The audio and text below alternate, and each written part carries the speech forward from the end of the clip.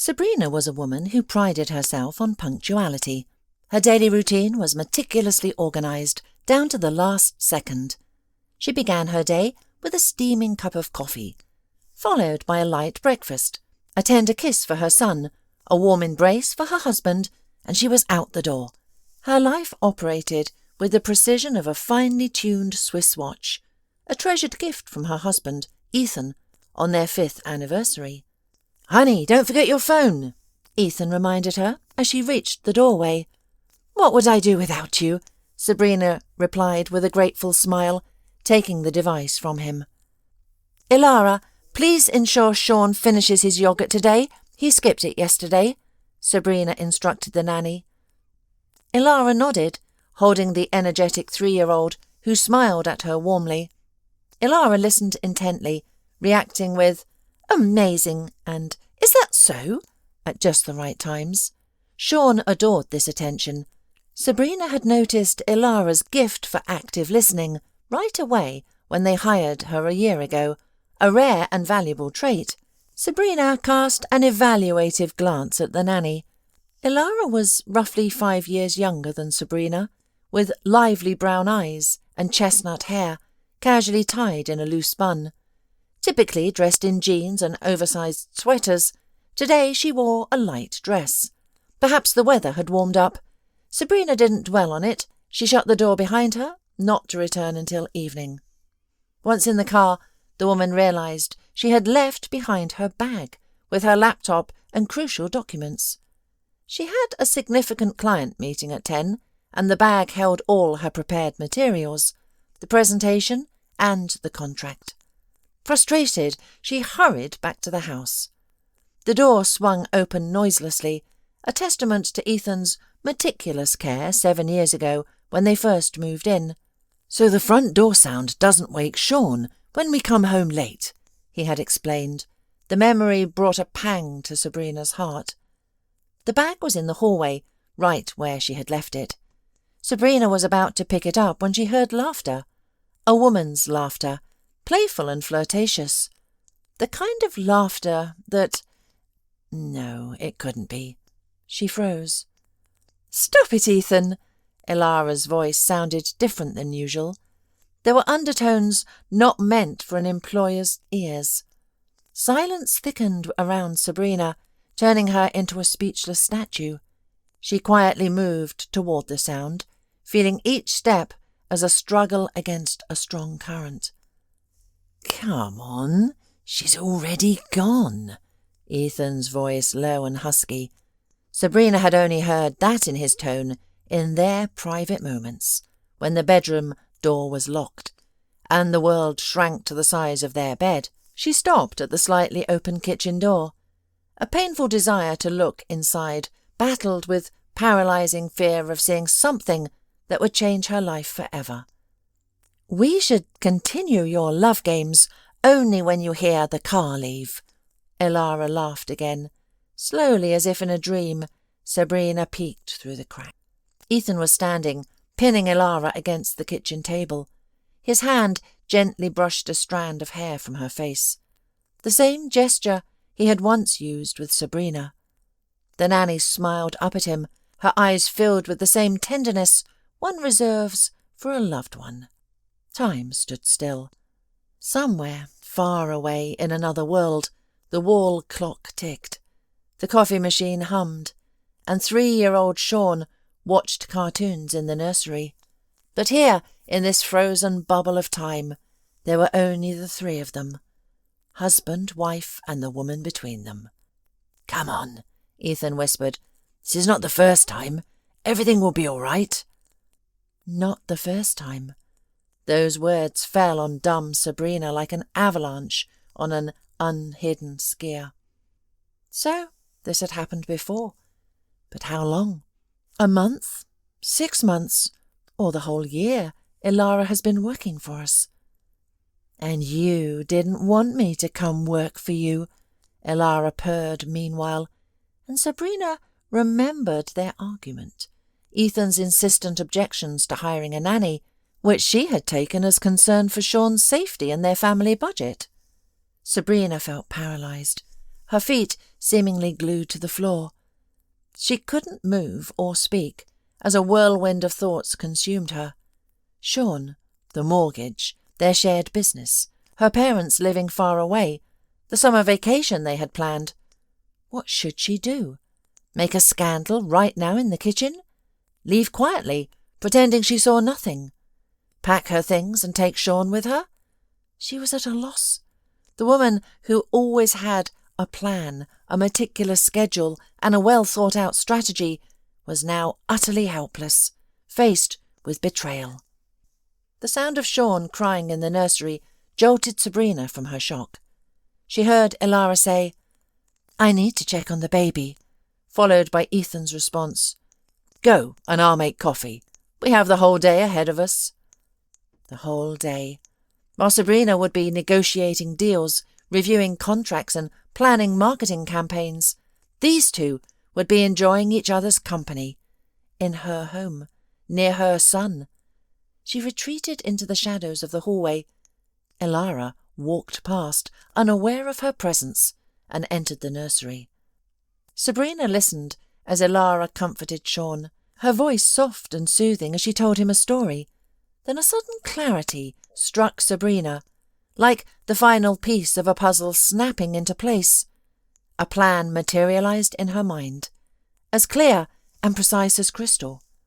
She quietly walked to the front door, opened and closed it loudly as if she had just arrived. "It's me! What a fool I am! I forgot my bag!" she called out loudly. A few seconds later, Ethan appeared in the hallway, his face a picture of perfectly feigned surprise. "Honey, is something wrong?" She smiled, broadly and genuinely, as if nothing was amiss.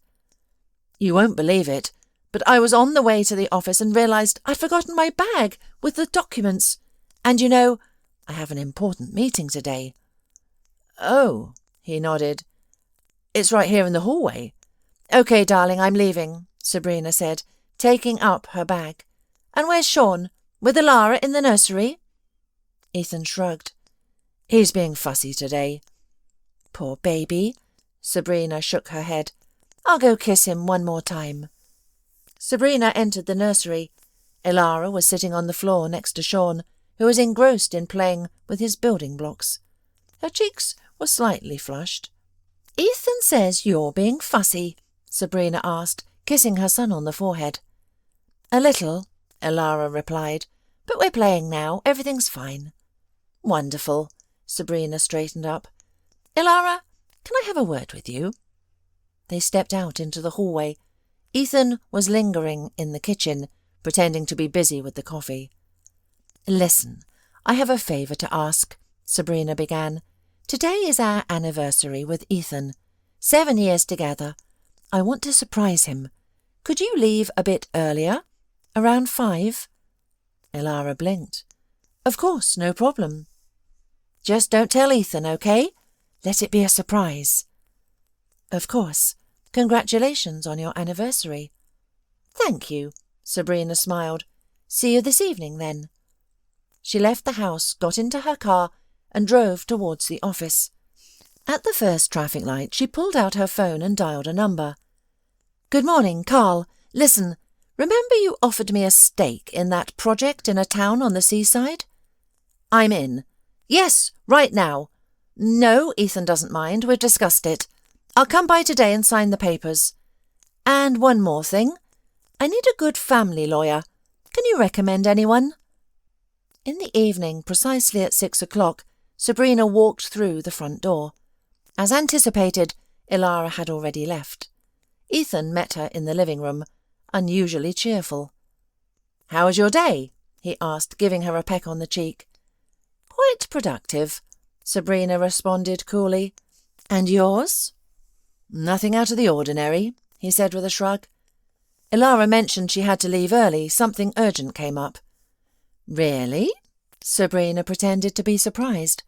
"How's Sean been?" she asked. "We had a fantastic day," Ethan replied, gesturing towards the nursery, where Sean's laughter echoed. "We built a rocket ship with his building blocks." "That sounds lovely," Sabrina said with a smile. Could you help Sean wash up for dinner while I set the table? I have a little surprise planned." As Ethan and Sean headed to the bathroom, Sabrina swiftly arranged a take-out meal on the dining table next to the plates. She then uncorked a bottle of wine she had purchased on her way home. Ethan returned with Sean and seated him at the table. "What's for dinner? I'm starving." "It's a surprise." Sabrina poured wine into the glasses. "By the way, do you remember what day it is today?" Ethan paused. Wednesday." "That too?" she smiled. "Anything else?" "What else?" "Today marks exactly 1 year since Ilara started working for us. I thought we should celebrate." He relaxed. "Oh, right, 1 year already." "And 7 years since we've been together," Sabrina added. "On one hand, an eternity. On the other, like a single day." "Yes, time flies." Ethan raised his glass. "To us?" "Well, let's drink to the truth." Sabrina clinked glasses with him. "And to new beginnings." They had dinner, discussing trivial events of the day. Sabrina shared news about a major deal she had closed and mentioned plans to expand the business. Ethan nodded, asked questions, but his mind seemed elsewhere. After dinner, Sabrina put Sean to bed, reading him his favourite bedtime story. The boy fell asleep almost instantly, exhausted from the busy day. Returning to the living room, she handed him documents she had prepared with her lawyer. "What is this, Sabrina?" His voice was relaxed. "Divorce papers," she replied calmly, "and a property division agreement. I've already signed my part." Ethan paled. "Have you lost your mind? What divorce? What happened?" Sabrina sat across from him, hands folded on her lap. "This morning, when I returned for my bag, I overheard your conversation with Ilara and saw you in the kitchen." Ethan was silent. Then his face contorted. "Sabrina, it's not what you thought." "Please." Sabrina raised her hand, halting him. "Don't bother me with 'it's not what you think,' or with 'it only happened once,' or with 'it meant nothing.' Let's spare each other the clichés. Heard your conversation, your words about 'not the first time.' That's what you said, which means it happened before. I don't know how long this has been going on, and honestly, I don't care to know." Ethan sat silently, his head lowered. "You're right," he finally admitted. "I acted terribly, but I don't want a divorce. We can work through this. I'll break up with Ilara. We can see a family therapist." "No," Sabrina shook her head firmly. "This isn't about Ilara. It's about you breaking my trust. You betrayed our family, and what's worse, you did it in our home, near our son. That's miserable, nasty, and unforgivable." "I love you," Ethan pleaded, looking into her eyes. "You and Sean are my family." "If you loved us, you wouldn't have done this," Sabrina replied coldly. She stood up, her voice steady. "The documents state that the house stays with me and Sean. You keep the business and the car. I think that's fair." "And what about our joint work, the company?" Ethan said, a hint of desperation in his voice. "I'm stepping away from the business," Sabrina declared. "I've received a partnership offer for another venture. I've already accepted." Ethan's hands clenched into fists. "You planned all of this in just 1 day?" "I've always been quick to make decisions, you know that," Sabrina replied, allowing herself a bitter smile for the first time during their exchange. "Especially when there's no other option." "You had a choice. We could have—" "No, Ethan," she interrupted firmly. "Some things can't be mended. Some houses, once burned, stay that way. You have until tomorrow to gather your belongings. You can sleep in the guest room tonight. I'll tell Sean that you're going on a business trip. Then we'll figure out how to explain the truth to him, gradually. Sabrina, please don't do this to me. To our family, Ethan pleaded. The woman turned and walked towards the stairs. At the first step she turned back and said, "And don't contact Ilara tonight. She's had a rough day too. I called her agency and told them she showed up to work intoxicated and left Sean unsupervised. I doubt she'll be working as a nanny again." "You couldn't have done that," Ethan said, astonished. "Why not?"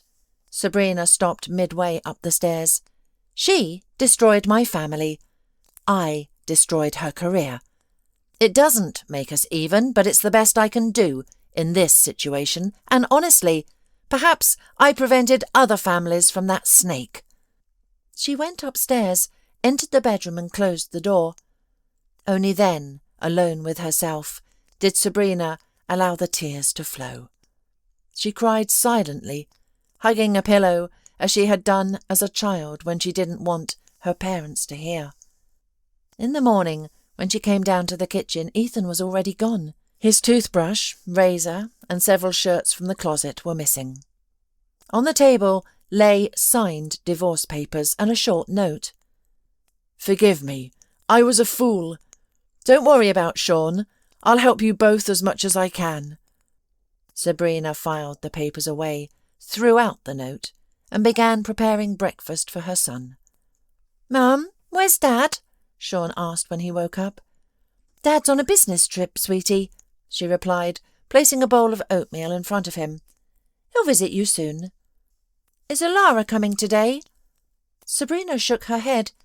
"No, sweetie, she won't be coming any more, but we'll have a new nanny. I'm sure you'll like her." Sean thoughtfully chewed his breakfast. "Will we play astronauts today?" "Of course," Sabrina smiled, feeling the tightness in her chest begin to ease. "Right after breakfast." Ahead lay many hurdles, explaining the situation to her parents, starting a new job, and navigating life without familiar support. But she would handle it. She always did. That evening, after tucking Sean into bed, Sabrina went to the terrace with a glass of wine. Twilight descended over the garden, and in the distance a dog barked. She recalled the first evening she and Ethan had spent there after purchasing the house. "Imagine, this house is ours," he had said. "Our children will grow up here. We'll grow old together here." She took a sip of wine, reflecting on how life rarely unfolds as planned. The invisible threads of destiny weave intricate patterns, sometimes tearing apart what seemed indestructible and binding together what was never meant to be. "This is just the start," Sabrina thought, gazing up at the stars. "A new chapter, and this time I'll be the one writing it."